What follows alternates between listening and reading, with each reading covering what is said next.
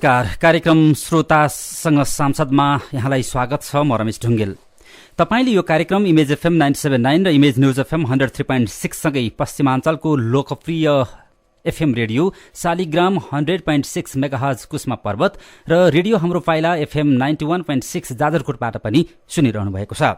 कार्यक्रममा हामीले मुलुकको पछिल्लो राजनीतिक अवस्थाका बारेमा व्यवस्थापिका संसदमा प्रतिनिधित्व गर्ने एकजना सांसदसँग छलफल गर्ने गरेका छौं। श्रोता, माओवादी केन्द्रका अध्यक्ष पुष्पकमल दाहालले सरकारको नेतृत्व गरेको 6 महिना पूरा भएको छ। संविधान कार्यान्वयन गर्दै चैतसम्ममा स्थानीय निर्वाचन गराउने उद्देश्यका साथ गठन भएको वर्तमान सरकारले संविधान जारी भएदेखि नै असन्तुष्ट रहँदै आएको मधेसी मोर्चाको माग अनुसार संविधान संशोधन प्रक्रिया संसदमा टेबुल गराए पनि यसलाई पार लगाउन सकेको छैन। यस्तै स्थानीय तहको निर्वाचनको मिति पनि तोक्न सकेको छैन। संशोधन प्रक्रियालाई अघि बढाउन नदिने विपक्षी दलको हट र संशोधन प्रस्ताव पास नभएसम्म निर्वाचनमा भाग नलिने मधेसी मोर्चाको हटका कारण मुलुक जटिल परिस्थितिबाट गुज्रिरहेको अवस्था छ। मुलुकको राजनीतिले गति लिन सकेको छैन। सरकारको काम कहिले विपक्षी दल र कहिले असन्तुष्ट मोर्चालाई फकाउँदैमा बित्ने गरेको छ। दलहरू जिम्मेवार नभइदिँदा जनतामा निराशा पनि बढ्दै गएको छ। यसबीचमा संयुक्त लोकतान्त्रिक मधेसी मोर्चाका नेताले संविधान संशोधन नगरी निर्वाचनको मिति घोषणा गरिए सरकारलाई दिएको समर्थन फिर्ता लिएर आन्दोलनमा जाने चेतावनी दिइसकेको छ। मोर्चाले सरकारलाई आफ्ना माग सम्बोधनका लागि माघ 23 गतेसम्मको अल्टिमेटम पनि दिएको छ। यद्यपि प्रधानमन्त्री पुष्पकमल दाहालले मोर्चाका माग सम्बोधनका लागि हदैसम्मको प्रयास भइरहेको र मधेसी मोर्चालाई सहमतिमा नल्याई निर्वाचन घोषणा नगर्ने आश्वासन पनि दिइरहनु भएको छ। यति हुँदाहुँदै पनि सरकार संविधान कार्यान्वयनका लागि कसरी अगाडि बढ्छ र मोर्चाको रणनीति अब कस्तो रहन्छ, यिनै विषयको सेरोफेरोमा रहेर आज हामी संघीय समाजवादी फोरम नेपालका संसदीय दलका नेता तथा सांसद अशोक कुमार राईसँग छलफल गर्ने जमर्कोमा छौं। यदि तपाईँ पनि उहाँसँगको छलफलका लागि सहभागी हुन चाहनुहुन्छ भने हाम्रो स्टुडियोको टेलिफोन नम्बर 400656 मा टेलिफोन गर्न सक्नुहुनेछ। तपाईले आफ्ना प्रश्नहरू राख्दा स्पष्ट भाषामा छोटो रूपमा बुझिने गरी राखिदिनुहोला। यति बेला आजका हाम्रा अतिथि संघीय समाजवादी फोरम नेपाल संसदीय दलका नेता तथा सांसद अशोक कुमार राई हाम्रो सम्पर्कमा हुनुहुन्छ। उहाँलाई स्वागत गर्छौं। राईज्यू, यहाँलाई स्वागत छ कार्यक्रममा। धन्यवाद। यहाँहरूलाई त सोमबारको बैठकमा प्रधानमन्त्री पुष्पकमल दाहालले 4 वटा प्रश्न सहितको होमवर्क दिनुभएको थियो। होमवर्क तयार भयो? पहिलो कुरा त लामो भूमिका बाँधेर यहाँले गलत प्रचार गर्नुभएको कुरालाई म सच्याउन चाहन्छु। हामी चाहिँ नि मधेसी मोर्चाको तर्फबाट होइन, अहिले संघीय गठबन्धनको तर्फबाट चाहिँ नि संघर्षमा छौँ, आन्दोलनमा छौँ र संघीय गठबन्धनकै दृष्टिकोणलाई चाहिँ नि हामीले अगाडि सार्ने हो। यसलाई चाहिँ नि सरकारी पक्षले र सञ्चार माध्यमका कतिपय साथीभाइहरूले पनि मधेसी मोर्चा भनेर चाहिँ एक पक्षीय बनाउन कोसिस गर्नु भएको छ। त्यो गलत छ, त्यसलाई सच्याउन जरुरी छ। मधेसी मोर्चा चाहिँ अहिले संघीय गठबन्धनको एउटा घटक हो। 19 वटा घटक मध्येको चाहिँ के भन्दाखेरि त्यसभित्र रहेका दलहरू पनि त्यो संघीय गठबन्धनभित्र छन्। दोस्रो कुरा, वर्तमान प्रधानमन्त्रीजीले सरकार बनाउने बेलामा वास्तवमा संघीय गठबन्धन आबद्ध भएका 8 वटा चाहिँ नै संसदभित्रका दलहरूसँग दस्तखत गरेर उहाँले चाहिँ किनबुन्दे सहमति गर्नुभएको हो, मधेसी मोर्चासँग मात्रै होइन। त्यसकारण अहिले उहाँले चाहिँ नि वार्ता गर्दाखेरि कहिले कोसँग कहिले व्यक्तिगत रूपमा, कहिले समूहगत रूपमा, कहिले चाहिँ पार्टीगत रूपमा वार्ता गरेर एउटा वातावरण तयार गर्ने कोसिस गरिराख्नु भएको छ। लामैदेखि 6 महिना बितिसकेको छ, तर अझै पनि चाहिँ समस्याले कुनै निकास पाउने, समाधान पाउने अवस्था चाहिँ देखा परिरहेको छैन। र यो पछिल्लो चाहिँ नि वार्तामा पनि उहाँले चाहिँ संविधान संशोधन सम्बन्धी प्रस्ताव सहमतिका आधारमा चाहिँ संसदमा विधेयक प्रस्तुत गर्ने भनेर 3 बुँदेको 1 नम्बरमा उल्लेख भए तापनि उहाँले हामीसँग सहमति नगरी गठबन्धनसँग सहमति नगरिकन आफ्नो तरिकाले चाहिँ नि प्रस्ताव चाहिँ अगाडि सार्नु भएको हुनाले हामीले त्यसमा चाहिँ आफ्नो गुणदोषका आधारमा चाहिँ यो आंशिक रूपमा चाहिँ केही ठिकै कुराहरू ल्याएको भए तापनि फेरि यसले चाहिँ महत्त्वपूर्ण विषयवस्तुहरूमा गलत कुरा पनि लिएर आएको हुँदा यसलाई चाहिँ नि पूर्णतः मान्न चाहिँ सकिने अवस्था हुँदैन। यसलाई चाहिँ सुधार गरेर जुन गलत कुराहरू छन् खास गरी भाषाको सम्बन्धमा र खास गरिकन चाहिँ के छ भन्दाखेरि यो राष्ट्रिय सभाको चाहिँ बनावट वा त्यसको निर्वाचन प्रक्रियाका सम्बन्धमा यसलाई करेक्सन गरिसकेपछि सच्याइसकेपछि चाहिँ ठिकै छ, हामी पनि चाहिँ के भन्दाखेरि यसलाई स्वीकार गर्ने तहमा जान सक्छौँ। तर यो संशोधन यदि संविधान सभाबाट पारित भयो भने पनि संविधान चाहिँ नै न्यूनतम रूपमा सहमतिको ठाउँमा पुग्न सक्दछ। यसमा सच्याउनु पर्ने, संविधानमा सच्याउनु पर्ने विभेदकारी जातिवादी साम्प्रदायिक व्यवस्थाहरू त भरमार छन्। त्यसलाई त के भन्दाखेरि 80 भन्दा बढी चाहिँ व्यवस्थाहरूलाई सच्याउनु पर्ने अवस्था हुन्छ भनेर हामीले उहाँलाई क्लियर भनेका छौँ। र उहाँले चाहिँ नि ठिकै छ, म चाहिँ नि सुधार गरेर यसलाई चाहिँ नि सुधारसहित प्रस्तुत गर्छु भन्नुभएको छ। त्यो सुधार केमा गर्नुहुन्छ भन्ने कुरा व्यवहारिक रूपमा चाहिँ देख्न पाइएको अवस्था छैन। हामीले पछिल्लो चोटिको वार्तामा पनि उहाँलाई त्यही कुरा भन्यौँ कि वास्तवमा व्यवहारिक रूपमा चाहिँ केही पनि कुरा देख्न पाइएको छैन। यहाँसँग चाहिँ वार्ता धेरैचोटि भइसक्यो, 6 महिना भइसक्यो। अब पनि सहमतिलाई कार्यान्वयन गर्ने, 3 बुँदे सहमतिलाई कार्यान्वयन गर्ने इमानदार प्रयत्न भएन भने वा व्यवहारमा त्यो चिज चाहिँ नै रूपान्तरित भएन भने हामीले अब कति दिन चाहिँ यो विश्वासलाई कायम राख्नु पर्ने हो, त्यो चाहिँ बडा समस्याको अवस्था चाहिँ रह्यो भनेर हामीले प्रधानमन्त्रीजीलाई बताएका छौँ। र उहाँले फेरि पनि चाहिँ के छ भन्दाखेरि होइन, संविधान संशोधनको प्रस्तावलाई चाहिँ के भने सुधारेर अगाडि बढाउँछु र संसदमा चाहिँ मैले प्रस्तुत गर्छु, पारित पनि गराउँछु, एमालेको सहमति सहित गराउँछु। तपाईँहरू चाहिँ नि निर्वाचनका लागि तयार हुनु पर्यो भन्ने कुरा उहाँले गर्नुभएको थियो। त्यो पारित गराउनुहोस्, सुधारिएको हामीलाई चाहिँ नि पनि मान्य हुने खालको चाहिँ नि प्रस्ताव पारित गराउनुहोस्। पारित गराउन साथ त्यसै दिन त्यसै क्षण चाहिँ निर्वाचनको घोषणा गरेमा हामीलाई केही फरक पर्दैन भनेका छौँ। मानेज्यू, पछिल्लो बैठकमा प्रधानमन्त्रीले यहाँहरू समक्ष 4वटा प्रस्तावहरू राख्नु भएको थियो, 4वटा विकल्पहरू राख्नु भएको थियो। यी 4वटा विकल्प यहाँहरूलाई जानकारीमा छ। यी 4वटा विकल्पहरूमा प्रधानमन्त्रीले चुनावको मिति घोषणा नगरे पनि चुनावको तयारी गर्न, निर्वाचन आयोगलाई पत्राचार गर्ने, संविधान संशोधन प्रक्रियालाई अघि बढाउँदा पासफेल जे भए पनि त्यसलाई स्वीकार्ने, स्थानीय तहको प्रतिवेदन संशोधनपछि स्थानीय तहकै निर्वाचनमा जाने नजाने, अनि भाषा र राष्ट्रिय सभा गठनबारे परिमार्जन गरिन्छ त्यसलाई मान्ने कि नमान्ने भन्नुभएको छ। यी कुराहरूमा यहाँहरू सहमत हुनुहुन्छ अब उहाँहरूले भनेका कुराहरूमा? अब हेर्नुहोस्, यो प्रश्न प्रधानमन्त्रीज्यूले राख्नु भएको साँचो हो। पहिलो नम्बरको प्रश्न त त्यो एउटा चाहिँ हामीलाई सोध्नै नपर्ने प्रश्न हो, किनभने निर्वाचन आयोग जहिले पनि तयारीमा चाहिँ लागिरहेकै हुन्छ। उसको त संवैधानिक जिम्मेदारी हो, त्यो संवैधानिक जिम्मेदारी हो।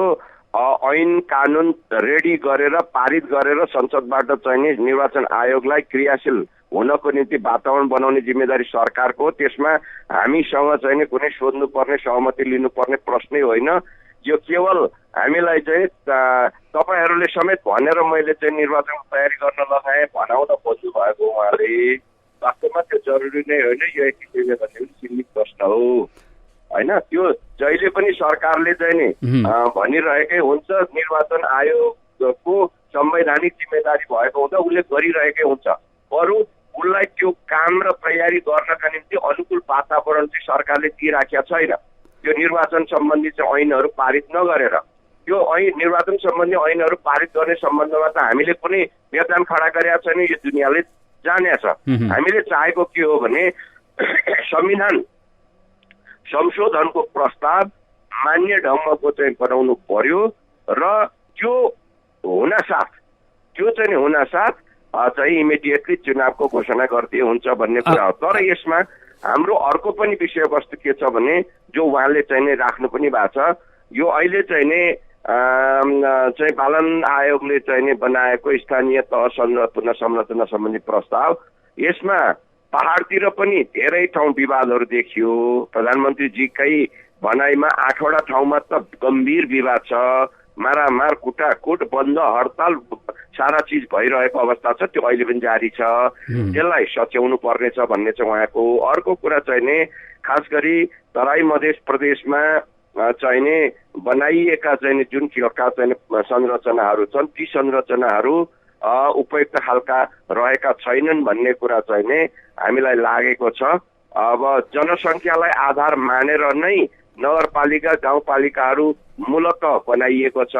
अब पहाड हिमालमा भूगोललाई पनि ध्यान दिन पर्छ, त्यो चिजलाई ध्यान दिएकै छ होइन। तर जनसङ्ख्यालाई आधार मान्दाखेरि तराईमा चाहिँ 30%, 31% मात्रै चाहिँ नि निकायहरू बन्ने, पहाड र चाहिँ हिमालमा 70% वा 69% बन्ने जस्तो अवस्था जसरी आयोगले गरेको छ, यो चाहिँ एक पाखे मात्रै होइन पूर्वाग्रह पूर्ण पनि छ भन्ने हाम्रो ठहर छ। यसलाई मिलाउनु पर्छ, सच्याइनु पर्छ, त्यसले एउटा अनुकूल वातावरण बनाउँछ र स्थानीय तहका चाहिँ अध्यक्ष उपाध्यक्षहरू राष्ट्रिय सभाका चाहिँ नि निर्वाचक मण्डलभित्र मतदाताभित्र चाहिँ नि राष्ट्रिय सभा सदस्य छान्ने चाहिँ मतदाताभित्र चाहिँ नि रहने कुरालाई चाहिँ नि हटाउनु पर्छ। हटाउँछु भन्नुभएको छ उहाँले। यो हटाउनु भयो भने वस्तुत निर्वाचनको लागि यसले पनि एउटा राम्रो वातावरण चाहिँ बनाउँछ। यी कुराहरू भए अब यसमा हाम्रो चाहिँ कुनै दुविधा रहने कुरै भएन। अब प्रश्न एउटा के रह्यो भने संशोधन प्रक्रिया अगाडि बढाउँदा, सरकारले प्रक्रिया अगाडि बढाउँदा पास फेल जे हुन्छ त्यसलाई यहाँहरू स्वीकार्न तयार हुनुहुन्छ कि हुनुहुन्न परिणामलाई? बाँकी यो प्रश्नमा हामीले चाहिँ सोचेका छैनौँ। किन सोचेका छैनौँ भनेपछि उहाँले आजसम्म फेलको कुरै गर्नु भएको थिएन। उहाँले म प्रमुख प्रतिपक्षलाई पनि विश्वासमा लिन्छु र एमाले सहितको संलग्नतामा संविधानको चाहिँ संशोधन सम्बन्धी प्रस्ताव सुधार सहित पास गराउँछु। यो मैले चाहिँ नि यतिकै चाहिँ नि झाडा टार्नलाई ल्याएको हुँदै होइन, म गम्भीर प्रयत्नमा छु, मैले गर्छु, पास हुन्छ, तपाईँहरू चाहिँ अन्यथा नलिनुहोस् भनेरै निरन्तर उहाँले भन्दै आउनु भएको हुँदा यसबारेमा हामीले सोचेका छैनौँ होइन। यसबारेमा के हुन्छ भन्ने सम्बन्धमा यो एउटा परिकल्पित चाहिँ प्रश्न उहाँले चाहिँ जो राख्नु भएको छ, हामीलाई लाग्छ पारित हुन्छ, पारित गराउने गरी सरकारले काम गर्नुपर्छ। प्रमुख प्रतिपक्षले पनि यो राष्ट्रलाई चाहिँ नि एकजुट बनाएर चाहिँ संविधान कार्यान्वयन गर्ने दिशामा चाहिँ पाटो खोल्नका निम्ति हामीलाई पनि मान्य हुने ढङ्गको संशोधनलाई चाहिँ के छ भन्दाखेरि त्यसले पनि सहयोग गर्नुपर्छ। यसमा नेकपा एमालेका नेताहरू त्यति धेरै गैर जिम्मेवार हुनुहुन्छ भन्ने मलाई लाग्दैन। यो मुलुक जतासुकै जाओस्, जेसुकै होस्, संविधान कार्यान्वयन भए होस् नभए नहोस् भन्ने ढङ्गले उहाँहरूले पनि पक्कै सोच्नुहुन्न र त्यो सोच्नुहुन्न भन्ने कुरा प्रधानमन्त्रीले पनि सङ्केत गर्नुभएको छ होइन। उहाँहरूलाई पनि मैले सहमतिमै लिन्छु भन्नुभएको छ। त्यसले गर्दाखेरि यो चाहिँ फेल होला कि भन्ने तहतर्फ त सोच्नै हुँदैन, अब संविधान ठाउँबाट सोच्नु हुँदैन।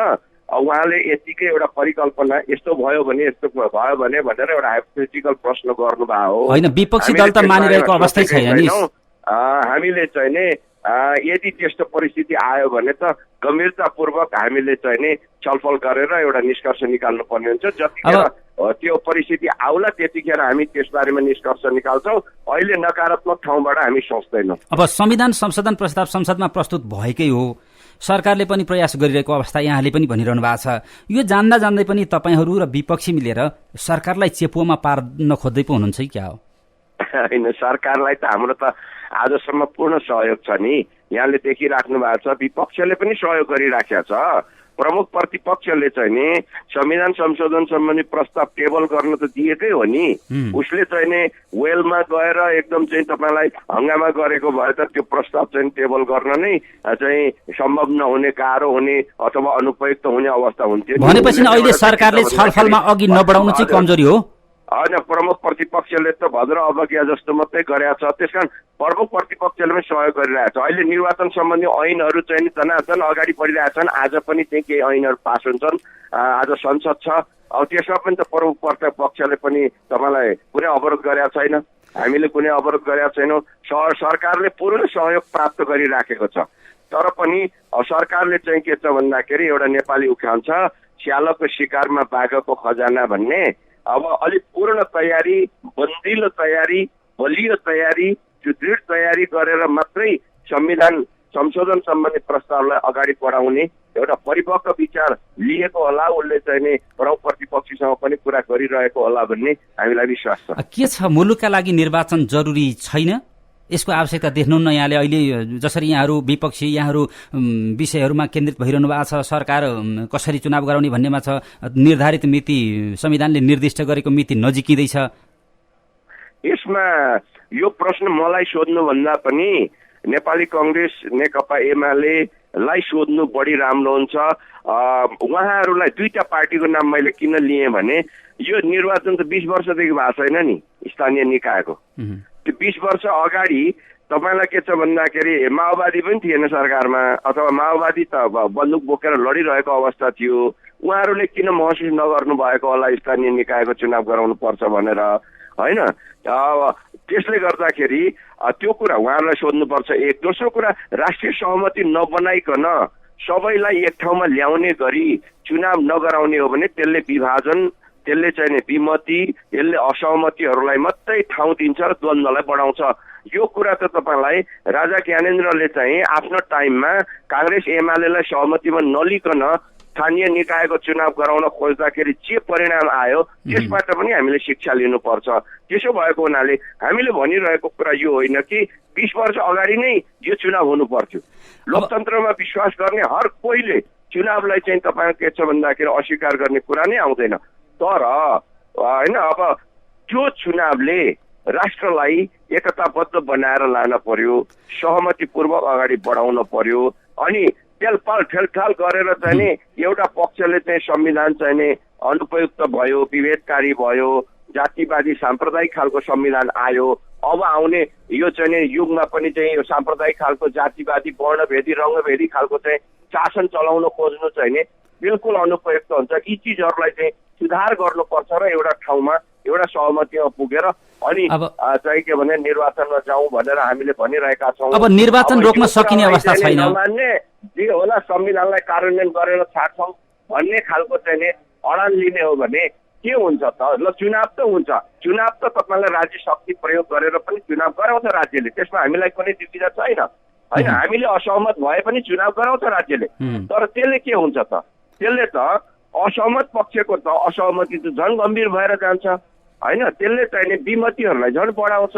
अब राज्यले एकतालाई चाहिँ एक ठाउँमा बस्ने कुरालाई यही अवस्थामा सरकारले मिति घोषणा गर्यो भने के गर्नुहुन्छ? समाधानतर्फ सहयोग गर्ने होइन, समस्यालाई चाहिँ बढाउने तर्फ मात्रै चाहिँ सहयोग पुर्याउने स्थिति हुन्छ नि। त्यसकारण त्यो नकारात्मक परिणाम आउने गरी चाहिँ अगाडि नबढौँ भन्ने मात्रै हाम्रो आग्रह हो। यहाँहरूलाई यही अवस्थामा सरकारले निर्वाचनको मिति घोषणा गर्यो भने यहाँहरूको रणनीति के हुन्छ? हजुर, सरकारले यही अवस्थामा, अहिलेकै अवस्थामा, अब विपक्षी पनि नमिलेको, संघीय गठबन्धन पनि नमिलेको अवस्थामा सरकारले मिति घोषणा गर्यो भने यहाँहरूको रणनीति के हुन्छ? अब होइन, त्यो त अब देशलाई दुर्भाग्यको ठाउँतर्फ लैजाने कुरा हुन्छ त्यस्तो निर्णय त। जुन निर्णय प्रधानमन्त्रीले गर्नु होला भन्ने मलाई लाग्दैन, किनकि उहाँ धेरै नै संवेदनशील हुनुहुन्छ, समझदार हुनुहुन्छ र यो मुलुकलाई मिलाएर एकताबद्ध बनाएर लानुपर्छ, राष्ट्रिय एकताको आधारमा नै अगाडि बढ्नुपर्छ भन्ने कुरामा उहाँ संवेदनशील हुनुहुन्छ। त्यस खालको दुर्भाग्यपूर्ण परिस्थिति आउँछ भन्ने नै मलाई लाग्दैन। म चाहिँ एकदमै सकारात्मक ठाउँबाट सोच्ने मान्छे भएको हुनाले त्यस्तो नकारात्मक परिकल्पना मैले गरेको छैन। अब हेर्नुहोस् न, दोस्रो संविधान सभाको जुन निर्वाचन भयो त्यसपछि तपाईहरूको कार्यकाल भनेको, जति पनि अहिले सांसदहरू हुनुहुन्छ उहाँहरूको कार्यकाल भनेको, र विशेष गरी संघीय गठबन्धन भनौँ त्यसमध्येको एउटा घटक हुनुहुन्छ तपाईँहरू, यो कार्यकाल चाहिँ आन्दोलन, असन्तुष्टि, घुर्की, चेतावनी दिएरै बित्यो, होइन? अब यसलाई घुर्की भन्नुहुन्छ भने त्यो चाहिँ अलि अनुपयुक्त शब्द लाग्छ मलाई चाहिँ नि मेरो हकमा। चेतावनी र दबाब चाहिँ हामीले दिएकै हो, आन्दोलन मार्फत पनि दिएका हौँ, संसदबाट पनि दिएका हौँ, टेबलमा पनि दिइरहेका छौँ, होइन? वस्तुतः हामी अहिले पनि आन्दोलनमै छौँ, आन्दोलनको स्वरूप परिवर्तन भएको हो, होइन? अहिले हामी टेबलमा सङ्घर्ष गरिरहेका छौँ, सङ्घर्षमै छौँ। त्यसले गर्दाखेरि अब हामी केवल यसलाई चाहिँ नि घुर्कीको रूपमा मात्रै सम्झिने काम नगरियोस्। यसले चाहिँ नि केही तात्विक महत्त्व होइन एउटा चाहिँ नि सब्स्टेन्सियल भ्यालु पनि बोक्छ चाहिँ सङ्घीय गठबन्धनले उठाएका कुराहरूले भन्ने कुरालाई महसुस गरौँ भन्ने मलाई लाग्छ। हेर्नुहोस् 30 वर्ष पञ्चायत कालमा नेपाली काङ्ग्रेस र कम्युनिस्टहरूले चाहिँ बहुदलीयता चाहियो भन्दाखेरि त्यतिखेर चाहिँ नि राजाले पञ्चहरूले चाहिँ के छ भन्दाखेरि त्यसलाई घुर्की नै सम्झिन्थे, खालि चाहिँ नि एउटा धम्कीको रूपमा मात्रै सम्झिन्थे र कहिले पनि एउटा चाहिँ संवैधानिक हिसाबले सुधार गर्ने कोसिस गरेनन्। तर 46 सालको जनआन्दोलनमा गएपछि बाध्यतावश उनीहरूले चाहिँ बहुदलीय प्रणालीलाई स्वीकार गर्नु पर्यो। 17 साल पुसे गतेको चाहिँ कदमलाई सच्याउने कुरामा चाहिँ नि उनीहरू बाध्य हुन पर्यो। त्यस्तै हुन्छ तपाईँलाई एउटा राजनीति कर्मीहरूले राजनीतिक नेताहरूले त्यो दूरमा आउने सम्भावनालाई र विगतको शिक्षालाई ध्यानमा राखेर कदम चाल्न सकिएन भने भोलि बाध्यतावश अर्काले हात समाएर ल्याप्चे ठिचिदिने खालको अवस्था चाहिँ आउँछ। त्यो अवस्था नआओस्, त्यो कसैको पनि रहरको चाहनाको विषयवस्तु होइन। हामी सबै मिलेर राजी खुसी एउटा सहमतिको संविधान हामी जारी गर्न सक्थ्यौँ संविधान सभाबाट। तर अब नेता साथीहरूको अहङ्कार भनौँ अथवा सत्ता लोलुपता भनौँ, कसैलाई राष्ट्रपति छिटो हुनुपर्ने, कसैलाई प्रधानमन्त्री छिटो हुनुपर्ने, कसैलाई के हुन पर्ने खालको चाहिँ एउटा परिवेश भित्र उहाँहरूले चाहिँ फास्ट ट्र्याकको नाममा चाहिँ विकृत तरिकाबाट चाहिँ के भन्दाखेरि चाहिँ संविधानलाई अगाडि सार्नुभयो र विकृत संविधानलाई अगाडि सार्नुभयो। विकृत बाटोबाट, विकृत तरिकाबाट, विकृत मनसायले विकृत संविधान अगाडि सार्नुभयो। जुन संविधानलाई हामीले त भन्यौँ यो चाहिँ पूर्ण रूपमा नै स्वीकार लायक छैन, यो चाहिँ के छ भन्दाखेरि यो संविधान भनेको पुनर्लेखन गर्न चाहिँ लायक संविधान हो भनेर भन्यौँ। तर पनि पछिल्लो बेलामा हामीले भन्यौँ सधैँभरि कति झगडा गर्ने, सधैँभरि कति आन्दोलन गर्ने, कहीँ न कहीँ एउटा मिलन बिन्दु त खोज्न पर्छ। आखिर सबै मिलेर अगाडि बढौँ। भोलिको दिनमा चाहिँ के छ भने जनताको चाहिँ एउटा आदेश भयो भने यो संविधानलाई चाहिँ के छ भन्दाखेरि अरू ढङ्गले सच्याएर, अरू धेरै सच्याएर चाहिँ एक्सेप्टेबल बनाएर लिएर जान सकिन्छ, वर्केबल बनाएर लिएर जान सकिन्छ भन्ने ठानेर हामीले चाहिँ नि यो लचिलो ठाउँमा आएका हौँ कि न्यूनतम रूपमा यसलाई मान्य। मुलुकमा जुन संविधान सभा मार्फत संविधान जारी हुँदाका दिनसम्म नेपाली जनताको खबरदारीमा संविधान जारी भएको थियो। त्यही संविधान यहाँले जलाई पनि दिनुभयो। यो अवधिमा तपाईँका क्षेत्र भनौँ या सम्पूर्ण नेपालीहरूले के पाए? यसैका लागि तपाईँहरूलाई संविधान सभा मार्फत संसदमा पुर्याएका हो। नेपालीहरूले त अघि नै मैले भने बडा दुःखद खालको एउटा विभेदकारी साम्प्रदायिक खालको जातिवादी वर्णवादी होइन रङ्गभेदी खालको चाहिँ संविधान चाहिँ पाए। यो बहुत दुःखदको कुरा हो।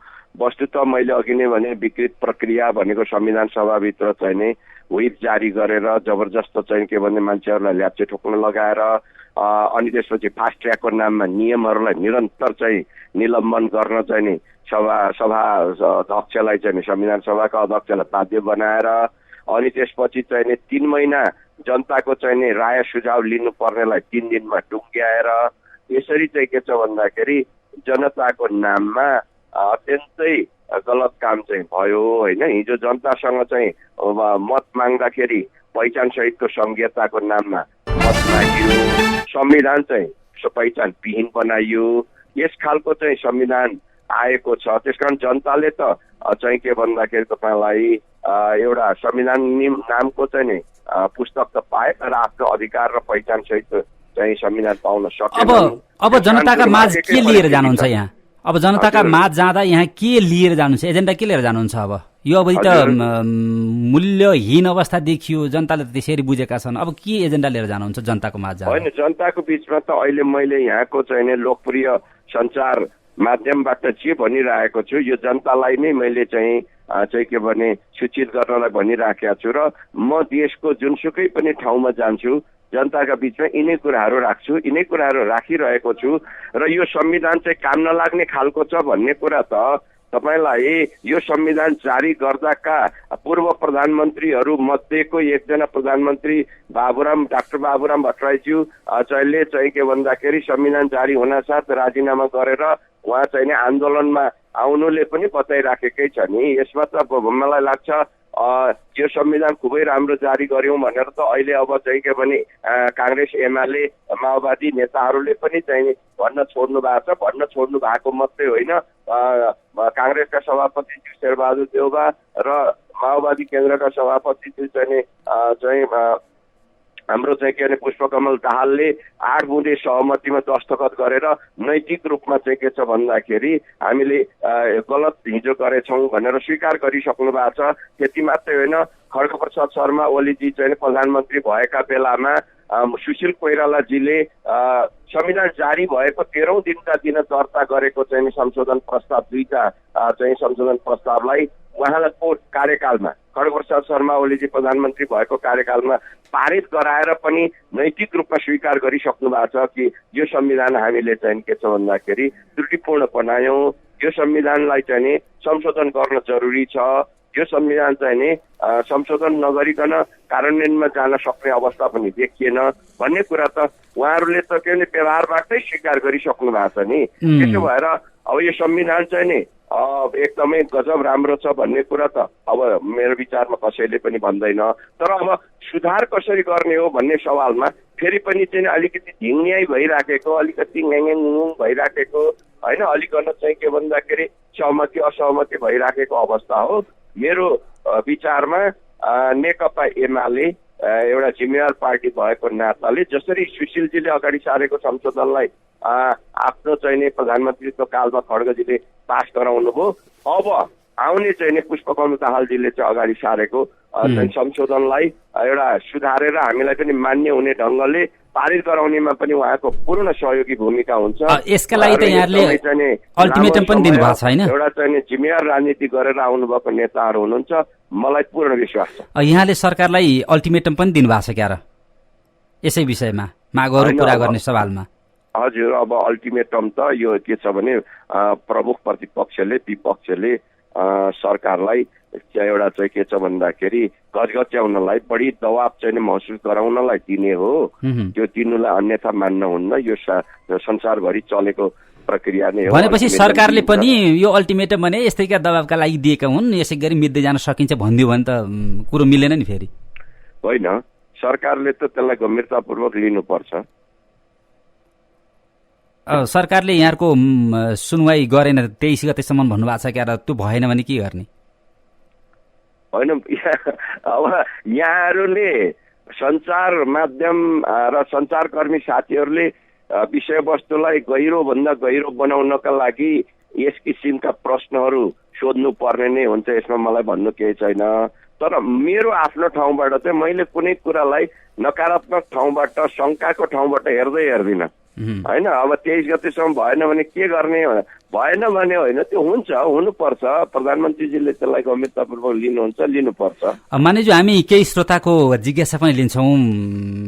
हामीसँग आज संघीय गठबन्धनको एक घटक संघीय समाजवादी फोरम नेपालका संसदीय दलका नेता तथा सांसद हुनुहुन्छ अशोक कुमार राई। उहाँसँग यदि तपाईँले आफ्नो जिज्ञासा, आफ्नो प्रश्न राख्न सक्नुहुनेछ।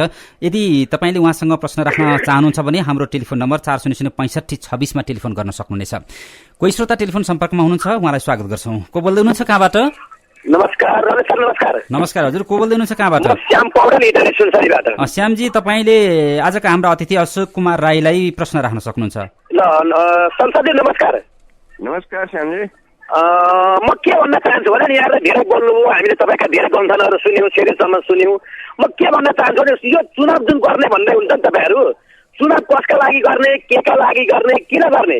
अब हामी के भन्न चाहन्छौँ भने नेपालमा हामीले संविधान सभा गर्नुभन्दा अगाडि नै जब यस देशमा हामी जन्म लियौँ नि, हामी नेपाली हौ र हाम्रो सीमाङ्कन अगाडि हिमालदेखि पार र तराईदेखि मधेसम्म हाम्रो सीमाङ्कन भइसकेको छ।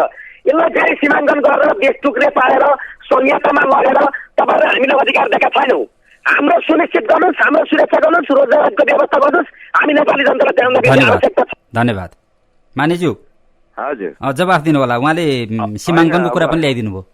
श्यामजीले अब देश टुक्राको कुरा निकाल्नुभयो।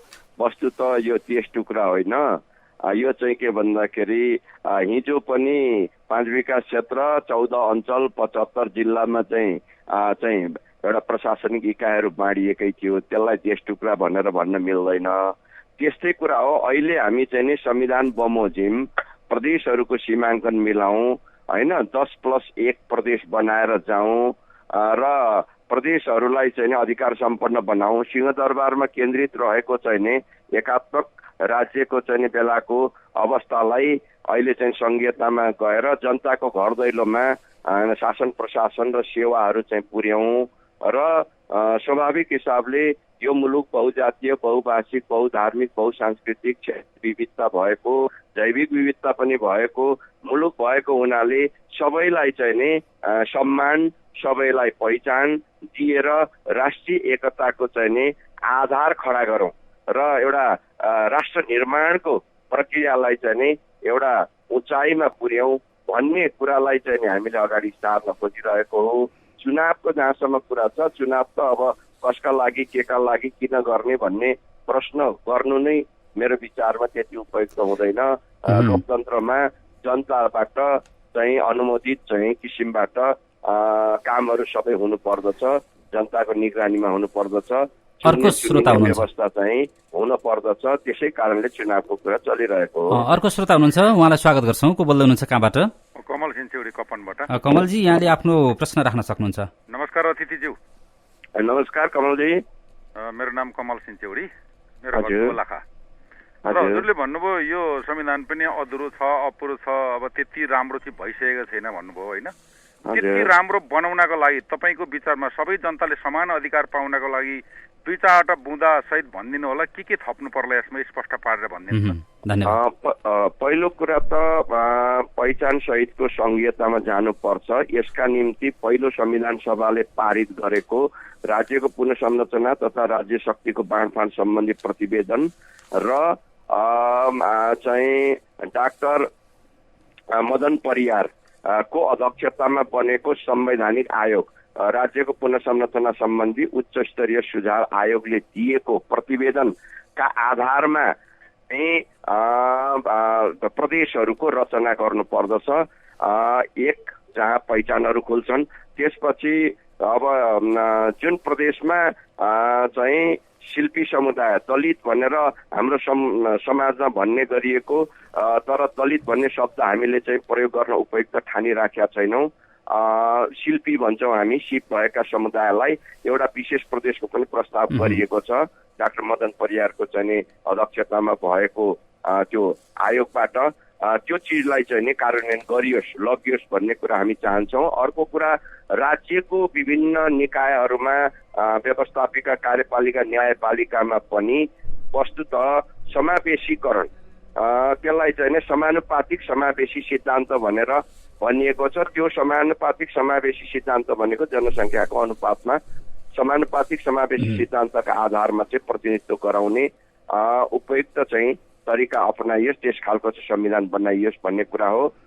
भाषिक विभेदलाई हटाइयोस् भन्ने कुरा हो र त्यो किसिमले चाहिँ नि हामी गयौँ भने अनि त्यसपछि प्रदेशको अधिकार, स्थानीय तहको अधिकार र केन्द्रको अधिकारलाई चाहिँ नि सन्तुलित गरेर अगाडि सारौँ। प्रदेशलाई चाहिँ नि हिजोको जिल्ला विकास समिति अथवा अहिले जारी रहेका जिल्ला विकास समिति जस्तो नबनाऊ।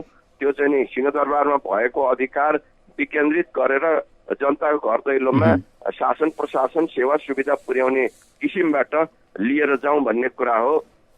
अब यसदेखि बाहेक अरू पनि थुप्रै विषय प्रसङ्ग फेरि अर्को श्रोता हुनुहुन्छ, मैले उल्लेख गरेँ। फेरि अर्को श्रोता हुनुहुन्छ, उहाँलाई स्वागत गर्छौँ। को बोल्दै हुनुहुन्छ, कहाँबाट?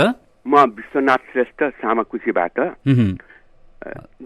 जोजोलापा सांसदज्यू, जोजोलापा श्रेष्ठज्यू, सबभन्दा पहिले यो कार्यक्रमको सुरुमै मधेसी गठबन्धन भन्ने शब्द सुने, त्यसपछि सुधारको क्रममा यही कार्यक्रमका सञ्चालकज्यूले यो सङ्घीय गठबन्धन भन्ने शब्द श्रीमुखबाट सुने, उहाँलाई धन्यवाद छ। अब मेरो प्रश्न छ, यो खास गरी नसलवादी चिन्तनको उपजको कारणले यो तथाकथित संविधानले गर्दा अझ पनि हामी हिजोको शाहकाल राणाकालका रैतीहरू थियौँ, अझ पनि यी नक्सलवादीको रैती बन्ने खालका राजनीति चलिराखेको देख्दाखेरि यहाँले यो रैती उन्मूलन गर्नको लागि के अभियान चलाउनुहुन्छ? धन्यवाद। हजुर, हामी अबको यो 21औं शताब्दीमा जातिवाद, नस्लवाद, रङ्गवाद, वर्णवाद, क्षेत्रवाद को आधारमा राज्य चलाउनु हुँदैन भन्ने कुरालाई नै ध्यानमा राखेर आन्दोलनमा छौँ र त्यो आन्दोलन चाहिँ बिल्कुल यो संविधानलाई सुधारेर सच्याएर त्यस खालका जति दोषहरू यो संविधानमा छन् ती दोषहरूलाई चाहिँ नि सच्याइकन हटाइकन सबैलाई मान्य हुने संविधान बनाऊ भनेर हामी अगाडि आइराखेका हौँ। आन्दोलनमा छौँ अहिले पनि। अहिले हामी टेबलमा चाहिँ नि सङ्घर्षमा छौँ, छलफलमा छौँ र यसमा चाहिँ नि अब अरू दलहरूले पनि लचिलो भएर आइदिनुहोस् भन्ने हाम्रो चाहिँ अनुरोध छ, आग्रह छ। होइन अब पेलपाल गरेर ठेलठाल गरेर गइन्छ भन्ने हो भने हामीले पनि अब चाहिँ के भन्दाखेरि एउटा नेपाली उखान छ होइन, अब काँक्रा चरलाई मूर्खे शास्ति, संस्कृतमा भन्छन् सठे साठ्यम समाचरित होइन, जस्तालाई तस्तै ढेडालाई निस्तै पनि भनिन्छ। अब त्यो हिसाबको व्यवहार गर्नु पर्यो भने त्यो राम्रो रमाइलो हुँदैन। त्यो चाहिँ हामीले त्यस्तो गर्न नपरोस् भन्ने चाहिँ चाहिराखेका छौँ। हाम्रो प्रयत्न यही हो। धन्यवाद मान्यज्यू, यहाँले हामीलाई समय दिनुभयो। समय र छलफलका लागि धेरै धेरै धन्यवाद। यहाँहरूको मिडियाले पनि मलाई जुन अवसर दियो त्यसका निम्ति यहाँलाई धेरै धेरै धन्यवाद। उहाँ हुनुहुन्थ्यो संघीय गठबन्धनको एक घटक संघीय समाजवादी फोरम नेपालका संसदीय दलका नेता तथा सांसद अशोक कुमार राई। आज हामीले उहाँसँग संविधान संशोधन, निर्वाचन लगायतका मुलुकको पछिल्लो राजनीतिक अवस्थाका बारेमा केन्द्रित रहेर कुराकानी गर्यौं। आजलाई कार्यक्रमको समय सकिएको छ। प्रविधिमा रेहनलाई धन्यवाद भन्दै म रमेश ढुङ्गेल बिदा हुन्छु। इमेज FM सुन्दै रहनुहोला। नमस्कार।